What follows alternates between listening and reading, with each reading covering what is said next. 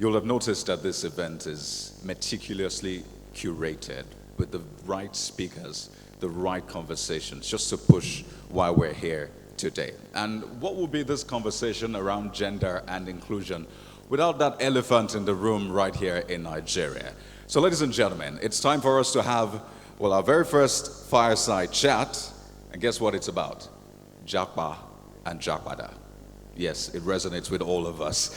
So this particular fireside chat is going to be obviously big, and it's on Nigerian youth and the hustle for greener pastures. It is my pleasure to welcome on stage the moderator for this fireside chat. Is a behavioral insight specialist, Policy Innovation Center, Chris Agbajogu. Let's put our hands together for Chris Agbajogu as we talk about Japa or Japada. I don't know what side of the divide you belong, but hopefully after this, you'll be able to know what party you belong. Chris, over to you now.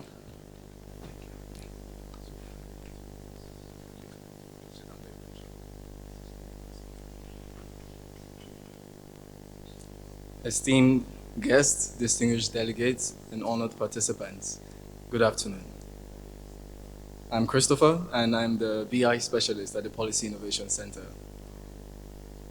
So this annual event is a great one, and a special one because it's about reimagining pathways to reducing poverty. And as we know, poverty has been one of the great factors for emigration, mass emigration out of the country. So I honestly came to the term Japa recently in the last 1 year. And that is because over the past few years, I've had the opportunity to explore different cultures, different ethnicities, different countries. And suddenly I arrived back to the country and someone said I had Japada. And I didn't know what it meant because it's a Yoruba term that was popularized by the Nigerian artist.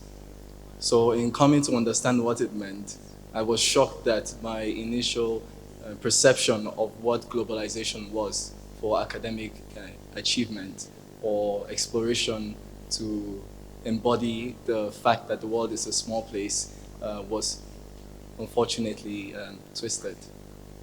But it also shined a light on one of the most pertinent things that is affecting the country and also the youth in the country. So my experience is not alone because I'm sure we all have one person in our life or someone that we know that battles with this term or this purpose to either leave or to return. But then to understand how this is linked to the economic situation in the country, I would like to have the conversation with three interesting people today. So the first person, it's my greatest pleasure to introduce Amarachukwu, Nwokokoro. She is a true visionary in the realm of social impact and dedicated owner and founder and content creator to driving her commitment to empowering youth and young people across Africa. So Amarachukwu is a dynamic force behind an NGO that spans across 6 countries and is set to expand to 10 countries in the end of the year. So her work emphasizes on 2 critical issues or causes, which is quality education and gender equality. So with a rotation such as the global asset, she believes that her role in echoing the voices of young people could transform the development and social impact of the country. So through her extensive work, she's been indulged in speaking engagements and discussions as well, and continues to drive positive change to inspire and pursue higher purpose. So please join me in welcoming Amarachukwu Nwokokoro.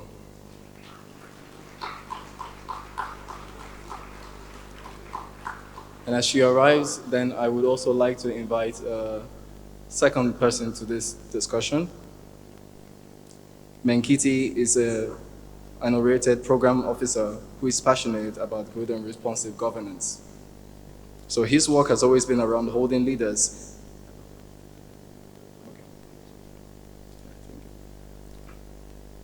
And he also is passionate about encouraging leaders and holding them accountable to make their promises manifest. So please help me in welcoming Menkiti Vincent. And just to speed up, also help me welcome in Obeta Joan, who is a result-oriented development communication specialist.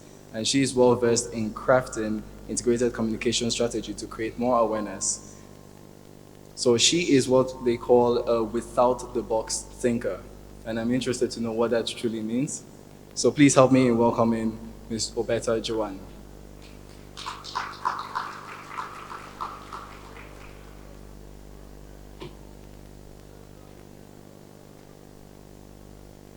All right, so just to get a feel of what this panel is all about, I would like to start with a simple question. Okay. To Japa, not Japa, or Japada? Yes, please. Okay. Hello, everyone. It's a pleasure to be here. I guess I would say to Japada as I Japadad.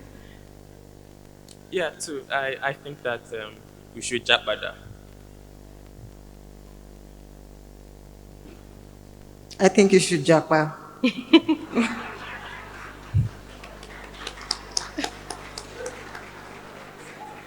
Very interesting. So I guess the next question is, what do you think is the most pertinent issue that causes young people to actually take that active decision to leave the country or to return back to the country? So I will throw this to Ms. Joanne first. Okay, so I think there are a couple of issues that make people leave the country, or Japa, as we say. And just to put a bit of context to it, the reason we are gathered here is because of the high rate of Japa, right? The reason we're having this conversation now is because of the high rate of Japa, not necessarily because Japaing is a problem, right? It's because of the high rate of it, and because young people now perceive it as, if not the only route to actually accessing better opportunities. And this is simple. One of the reasons is the lack of economic opportunities in Nigeria. Yeah, so young people are having it pretty difficult, you know, amidst all of the talents that they have and all of the skills that they have acquired and all of the education they have gathered. It's becoming increasingly difficult to actually live well, access good opportunities, and make better use of these skills that they have acquired. And that's the reason they Japa. So, yeah. Thank you very much. And Ms. Amarachukwu, do you have something to add to that? Yes, I mean, not to repeat the things that she has already mentioned, but then there's also the aspect of health, insecurity issues, and things in that sort. And I mean, there's phrases that people say that, oh, Nigeria happened to me. People talk about that a lot on Twitter, social media, and things in that sort. So people's different life experiences have caused them to want to japa or leave the country. And like she mentioned, it's not that it's bad, but it's the increased number of it that we're worried about. Okay, thank you very much. And over to Mr. Vincent. I guess the question now would be, taken from these two comments, what are some of the government activities that you think is helping to curtail the amount of japaing, if that we can use? So at the moment, sorry, I really don't think that the government is doing enough, a lot really, to stop people from japaing. But I think that there are things that the government can do that they are not doing at the moment. So I would just like to focus on that. The first one for me is, it seems like we have lost the culture of technical and vocational skill, learning and education, because getting into work sector, I realized that so many things can be taught if the right environment is provided for young people to be able to learn and get the skill that they need for the jobs that are available, and not just say that we are unemployable. The second one, which I think is very vital, is there is no platform for technology sector to be able to thrive enough. I mean, you look at what's happening in Lagos, a lot of young startups are doing very well, but I don't think that they have been given enough platform to be able to push as hard as they can push. And again, we also have some people would say that the issue of Yahoo is making people think that every young person who is in the technological sector is into crime and fraud. So I think that the government needs to do a lot in that. Yeah, thank you. Okay, that's quite interesting. So you bring a strong point, which is about technology, how it could be perceived in some negative ways to actually affect the activities of the government towards the youth initiatives, right? Yeah. Yes. But then one could argue differently that technology could actually be an accelerator as well to improve education. So I want to ask maybe Ms. Amarachukwu. So you are an advocate for the young people, right? So do you advocate for more technology, or do you resonate with Mr. Vincent on this topic? Do I advocate for more technology? Definitely. I mean, we're in 2024. We're in a world that's constantly evolving. So, of course, more technology is definitely something that we would want to push. I guess just to add on to what he has said, I think it's also the aspect of introducing these kind of things into our curriculums. I grew up, most of my schooling and stuff was not in Nigeria, right? And I seen that in those schools, there's a difference in the way that they're teaching, right? That makes children more prone to want to explore different opportunities, different, careers as well too. So I think if we have those kind of things really in our curriculum, not side, things, especially like the technology, like you mentioned, in our curriculums, the way they teach, and things in that sort, more children or youths, I guess, would have that exposure early. Okay, thank you very much. And do you have anything to add, Ms. Joanna? Yeah, I just wanted to add to what Vincent initially mentioned about the curricula. I know that this topic keeps coming up, but it's important that in Nigeria we tilt towards a skills-based curricula. So what has happened recently now is that more young people are tilting towards entrepreneurship, and I know that most times when we hear entrepreneurship, our mind just tilts towards selling of goods. Not necessarily. People actually sell their services now. And then that's where you hear about business hubs and accelerators. You see co-working spaces, right? And whenever I am in a co-working space, I'm just like, there are just so many ideas coming out of all of these, right? And they're also leveraging technology. So think about if this co-working space of these business accelerators who provide mentorship for young people, think about how much they would achieve if they had better support. Yeah. So also it's important that these things are taken note of, and also driving our curricula to the point where they are skills-based, so that when we have graduates or we have professionals, they will fit into today's market, today's job demands. Yeah. All right, thank you very much. Upon listening to this commentary, it's unsafe not to drag it to center, which is about poverty now. Who has access to this technology, this education, or these initiatives that are out there? Maybe I can start from Mr. Vincent and walk my way down. Okay, who has access to it? Not a lot of people, to be honest. But, and for me, this is the reason I have always advocated for, for government to establish public-private partnership, right?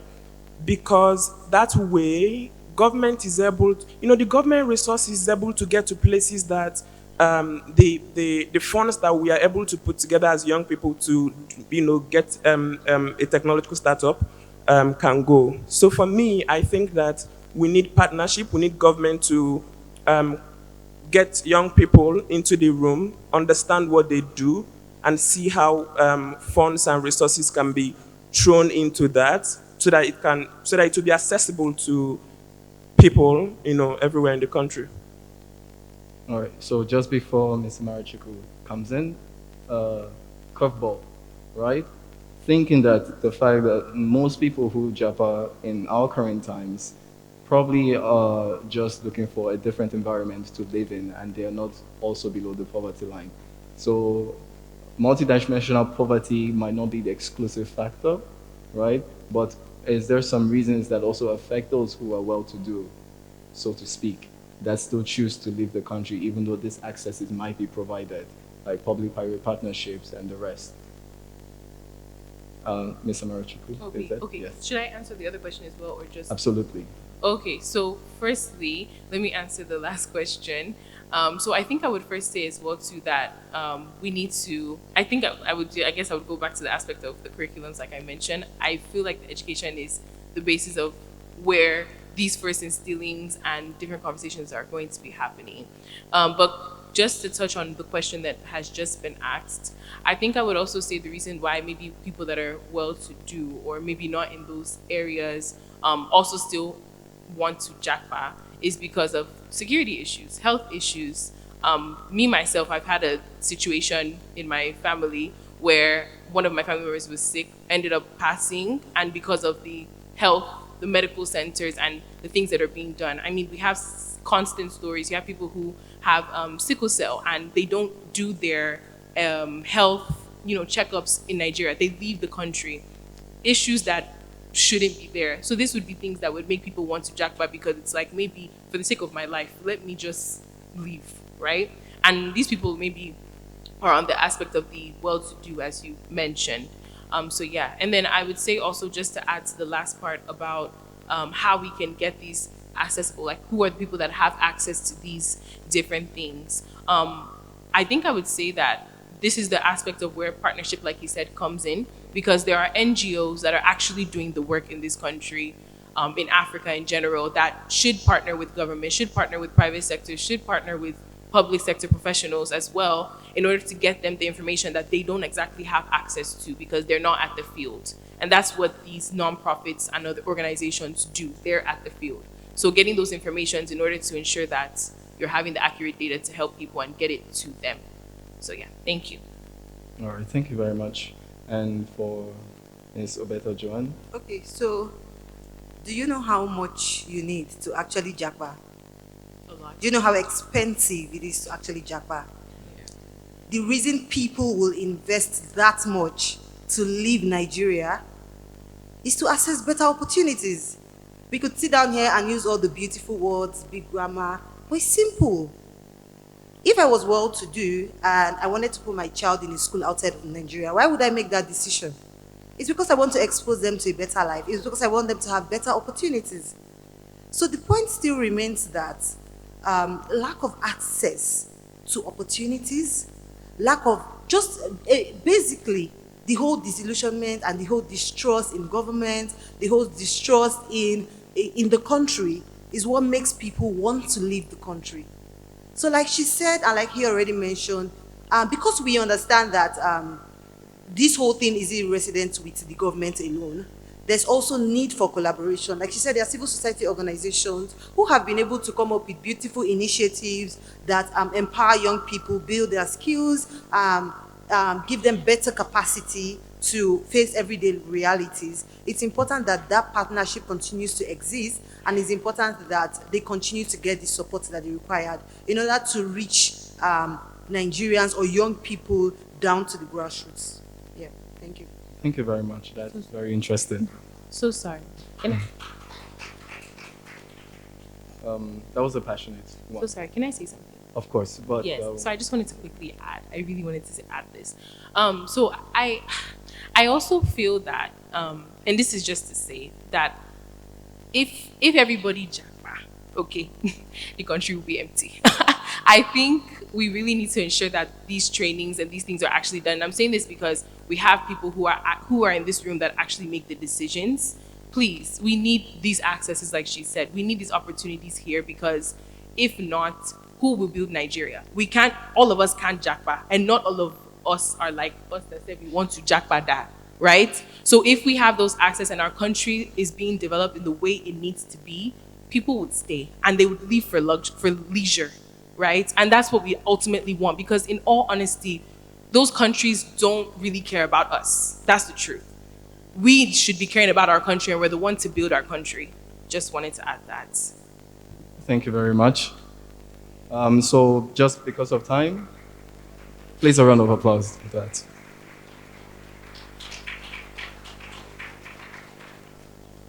So just because of time, we will just take some final remarks from each and every one of us, and then we'll summarize, and we're good to go. Mr. Vincent, do you have any final words? Okay, yeah. I just want to say something that in 2006, the Chinese Communist Party in China decided to roll out a plan to stop their own Japa at the time. And by 2008, they immediately created what they call the China 1,000 Talent Plan. And I think we need that kind of plan, and that plan has to come from the federal government to address, unemployment, insecurity, and, create opportunities for young people. And that way we can have more people stay back. Thank you very much. Okay, the only thing I want to say is that we should definitely have more partnerships, collaborations with organizations that are doing the work, especially nonprofits. And I say doing the work because not a lot of them are. So organizations that are collecting the data, doing the right things in order to ensure that you're able to get access to the people who need these helps. And then, of course, people that can also create the policies that would help us and, of course, maybe reduce the JACPA level. Yeah. Thank you. Thank you very much. Okay, so first off, I want to say that nothing for us without us. Young people must be involved at every point. Please, for everyone sitting here, if you want to make a decision that affects young people, ensure that you have young people in the room.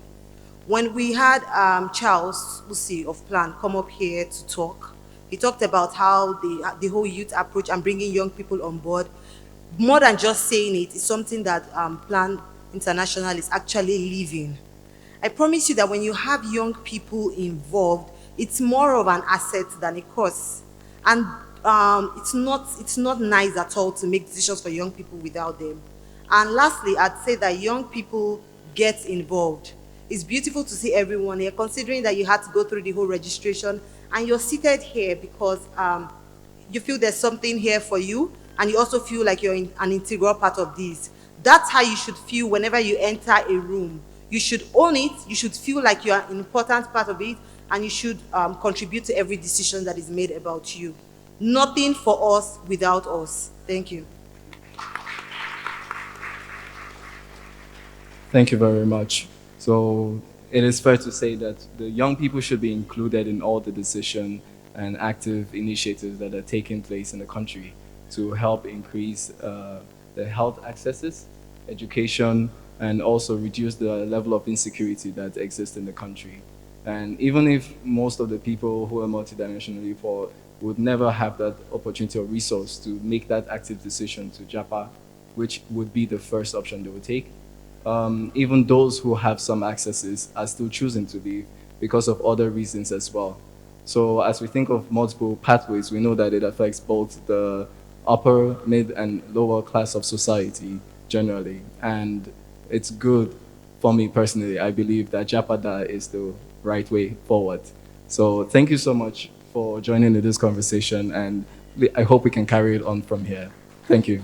Thank you very much. That was a brilliant fireside chat. I know a lot of young people want to be a part of this, can relate. You want to say one or two things. So I'll give you a quick opportunity, and it's quite simple. We have a representation from the Senate here, so let's simulate, the legislature. So those in support of Japa say aye. Those against say nay. The senator's voice was so loud. Let's try one more time. Those in support of Japa say aye. Those in support of Japada say aye. Those against Japa say nay. The nays have it. We've sent it to the Senate, so hey, I can as well do it. Thank you very much, guys. That was a fantastic one.